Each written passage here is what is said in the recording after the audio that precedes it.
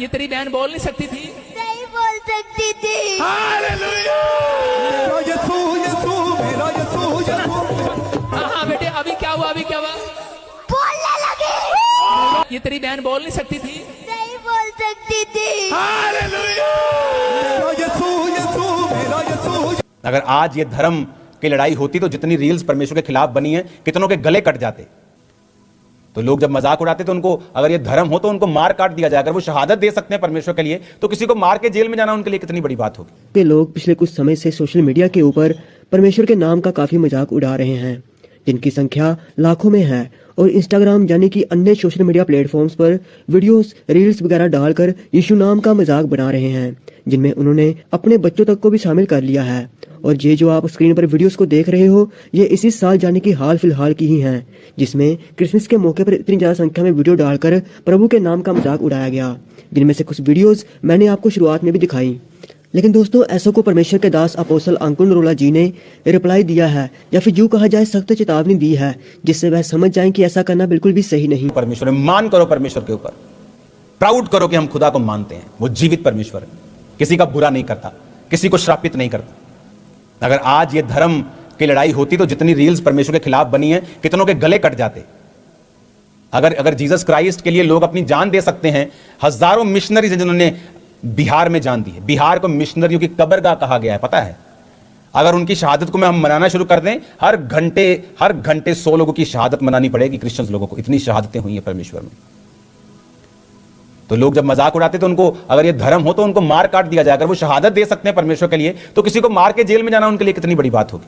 लेकिन वचन कहता है, अपने दुश्मन से प्यार कर, अपने सताने वालों के लिए प्रार्थना कर, उनको आशीष दे, क्योंकि तू आशीष देने के लिए बुलाया गया।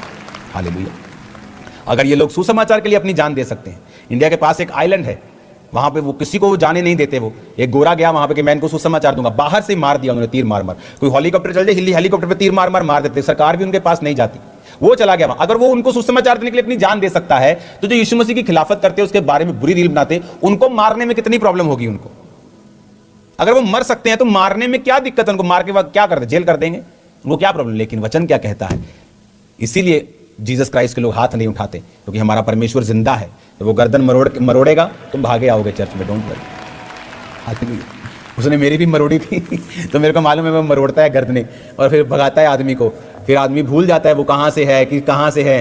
फिर आदमी सोचता है, ओ फलाने के पास चला जाऊँ मैं, वो डॉक्टर बड़ा सियाना है, वो जगह बड़ी सियानी है। फिर मैं सब जगहों पे गया, सब डॉक्टरों के पास गया, न्यूरोलॉजिस्ट, सब बड़े बड़े केंद्र, सब जगह गया। फिर कहीं जब इलाज नहीं हुआ, तब घुटने टेक के खुदा के पास आके छुटकारा मिला।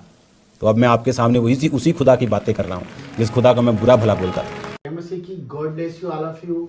मेरे फ्रेंड्स, मेरे भाई, मेरे बुजुर्ग, कैसे हैं आप सब? मैं जानता हूँ परमेश्वर आपको देख रहे हैं और आप परमेश्वर की निगरानी में। आज हम एक ऐसे विषय के बारे में बात करना चाहते हैं जो हम सब रोज प्रार्थना करते हैं और रोज उस विषय के लिए चिंता भी करते हैं और मनन भी करते हैं।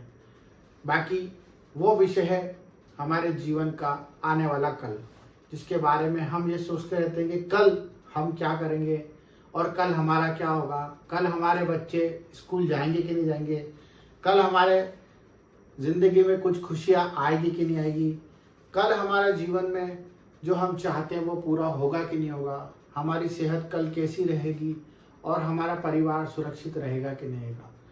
ये कल आपको रोज कहीं ना कहीं एक क्वेश्चन मार्क जरूर देता है। मैं जानता हूँ कि जो परमेश्वर को जानते हैं वो ऐसी बात कभी नहीं करते और ना ही ऐसा सोचते हैं, पर शैतान हमारे चारों ओर है। और ये विषय उन लोगों के लिए जो लोग परमेश्वर को अभी जानने लगे हैं और परमेश्वर के प्यार में खो गए हैं, परंतु उन्हें न्याय और उन्हें नियम को जानना बहुत जरूरी है। क्योंकि कल परमेश्वर ने हमारे लिए क्या रखा है, अगर हम इसको जान गए तो शायद हम कल की चिंता करना बंद कर देंगे। जिस तरह परमेश्वर का वचन कहता है कि कल की चिंता ना कर, कल की चिंता आप खुद के लिए कर लेगा, आज के लिए आज का दुख बहुत काफी है। यही वचन परमेश्वर ने हमें इसलिए दिया है क्योंकि जो लोग भविष्य की चिंता करते हैं, जो अपनी खुद की सेल्फ चिंता करते हैं, जो अपने परिवार की चिंता करते हैं और कल के विषय में मनन लगा के अपनी पूरी जीविका खराब कर लेते हैं और ये नहीं सोच पाते कि हमें कल क्या करना है, उसी विषय में परमेश्वर हमें कहता है कि तू कल की चिंता मत कर, कल की चिंता आप खुद कर लेगा। आज के लिए आज का दुख ही काफ़ी है। मेरे प्यारे मित्रों और प्यारे भाइयों, मैं आपको ये बताना चाहता हूँ कि परमेश्वर ने हमें ऐसा क्यों बोला है। क्योंकि परमेश्वर ये जानते हैं कि हमारे बच्चे उसके ऊपर विश्वास करेंगे। क्योंकि जो अनंत जीवन का स्वामी है, जो राजाओं का राजा है, वो हमारे कल की नहीं, वो हमारे जीवन की रक्षा करता है। हमारे पूर्वजों से उसने हमें गोद ले लिया है, उसने हमें मोल देकर चुकाया है और हमें स्वीकार करा है जिस भी हालत में थे हम। जब हम पहले ऐसे थे, जब हमारे भविष्य के बारे में हमें नहीं पता था, जब हम अपने बारे में सोच कर गलत कदम उठा लिया करते थे और पाप में पड़ जाते थे और उस पाप का परिणाम भी बहुत बड़ा भोगते थे।